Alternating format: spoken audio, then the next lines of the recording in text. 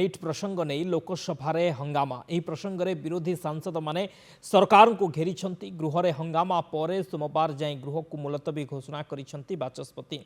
गृह कार्य आरंभ होगा मात्रे विरोधी सांसद माने नीट प्रसंग में हो हल्ला करथिले। विरोधी दल नेता राहुल गांधी कहिथिले नीट एक गुरुत्वपूर्ण प्रसंग होइथिबारु एहा उपरे स्वतंत्र आलोचना हेबा दरकार, मात्र एहाकु ग्रहण करि नथिले बाचस्पति। एहाकु नै आसंता सोमवार जाए लोकसभा को मुलतवी घोषणा करथिले बाचस्पति। तेबे राष्ट्रपति अभिभाषण में प्रश्नपत्र लीक प्रसंग में कहुले भी एहाकु नै संसद में हो हल्ला करिवे विरोधी।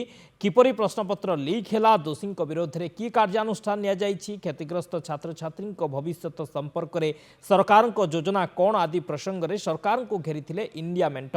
आसंता जुलाई 2 रे प्रधानमंत्री नरेंद्र मोदी संसद में उद्बोधन देवार कार्यक्रम रही। परदिन से राज्यसभा रे भी निजर मत रखिबे। सेपटे दिल्ली मुख्यमंत्री अरविंद केजरीवाल को ईडी और सीबीआई रो टार्गेट विरोध में संसद भवन आगरे प्लाकार्ड धरी विक्षोभ करिसेंती आप सांसद। सेपटे गृह रे नीट प्रसंग को नहीं हंगामा पर आसंता सोमवार जाए गृह को मुलतवी घोषणा करा जाइछि।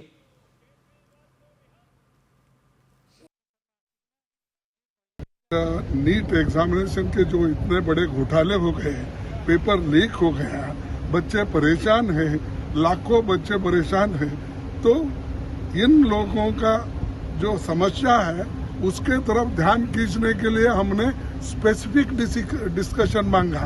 हमने किसी यानी अपने जो राष्ट्रपति अभिभाषण पे डिस्टर्ब करना नहीं चाहते थे। हम सिर्फ उनके जो स्टूडेंट्स के मुद्दे हैं उसको उठाकर उनके सामने रखना चाहते थे, वो स्पेसिफिक थे। ये तो बाकी का 267 में हमने उठाया, वो बना ही कानून उसी लिए कि जब कोई विषय किसी और चीज में नहीं बैठ सकती तो इस 267 में लाकर उसको चर्चा करना चाहिए, लेकिन उन्होंने इसको चांस नहीं दिया, इसके तरफ ध्यान भी नहीं दिया और बार बार हमको फटकार देते रहे, तुम लोग सीनियर रहे, तुम वैसे है। ये ठीक नहीं, इसीलिए हमको ये करना पड़ा। The entire country is very anxious to know, and the entire student community and youngsters of this country are in an ambiguity situation where they don't have a clear vision about the NEET. So we want the NEET to be discussed in the parliament. We want the minister Dharmendra Pradhan to be resigned. We want a proper inquiry in this matter. This is one of the biggest scams in the country. So we urge to the government to have a proper investigation and to address the issues related to NEET regarding the students and the parents. लगातार जो paper leak हो रहे हैं देश में,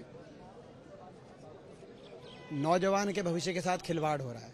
और सबसे ज़्यादा पेपर लीक के अगर कहीं केस सामने आए तो हरियाणा के अंदर हमने पिछले कुछ वर्षों में देखा है कि लगभग हर सरकारी भर्ती पेपर लीक का शिकार हुई। नीट जैसा इम्तिहान जिसमें लाखों बच्चों का भविष्य का निर्धारित करना, वो इम्तिहान में जिस तरह से पेपर लीक हुआ और सरकार अपनी जिम्मेदारी से पीछे हट रही है, ये विपक्ष को अस्वीकार्य है, इंडिया गठबंधन को अस्वीकार्य है। और इसी को लेकर हम एक चर्चा लेके आए थे और जो राहुल जी ने जो बात कही कि सब मिलकर इस पर एक दृष्टिकोण रखें, क्योंकि राष्ट्रीय हित का मुद्दा है, कोई राजनीति का मुद्दा नहीं है। लेकिन ये बात कहने पे भी के बावजूद उनके माइक को बंद किया गया। जब नेता विपक्ष के माइक को बंद किया जाएगा इतने अति महत्वपूर्ण विषय को, जिस रूप से वो राजनीति से भी ऊपर उठ के उठा रहे थे, तो मैं समझता हूँ कि स्वाभाविक है कि विपक्ष में के सांसदों में इस बात पर रोष पनपा और हमने मांग करी कि इस पर डिस्कशन हो। आज भी हम सरकार से मांग करते हैं तुरंत इस पर डिस्कशन कराया जाए। So there are two issues which are absolutely germane. The first, of course, is NEET, where you have lakhs of students impacted as a result of the paper leak. Second is that those criminal laws which are to be implemented from the 1st of July 2024. So an adjournment notice had been given on NEET by the India Alliance partners. I had specifically given a notice with regard to the criminal laws that their implementation must be stopped. It's unfortunate that it was not discussed. It's very unfortunate. There should be an investigation as to why this has happened. Well, in the sense, minister going there is not going to make a difference. What will make a difference is a proper investigation. आपने देखा कि पूरे देश में शोर मचा हुआ है और आज सांसद में भी जो एडजर्नमेंट हमने करवाने की कोशिश की और इस पे डिस्कशन का जब उनको बोला तो सबसे बड़ा मुद्दा आज जो है लीकेज का है। पूरे देश में लीकेज हो रहा है। सबसे बड़ी लीकेज एग्जाम में, जैसे नीट एग्जाम में देखो कितनी बड़ी लीकेज हो रही है। इतने विद्यार्थी पहले ही बाहर जा रहे हैं और जो बच्चे पढ़ रहे हैं आप उनका भविष्य लीकेज की वजह से खराब कर रहे हैं। तो मैं तो इनको सिंबॉलिक आज प्रोटेस्ट के लिए आया था कि इनको एमसील की जरूरत है। ये जो सिस्टम है इस सिस्टम को सील करने की जरूरत है, इस सिस्टम को चेंज करने की जरूरत है। शिक्षा मंत्री जी इस्तीफा दें और दूसरा जवान जो नौकरियां हैं वो नहीं मिल रही हैं, किसान जो है उनको आपकी एमएसपी का कानून की गारंटी ली थी वो नहीं मिल रहा। सो आज एक सिंबॉलिक प्रोटेस्ट किया गया कि ऐसा जो व्यवस्था है आज मंदिर तक लीक हो रहा है।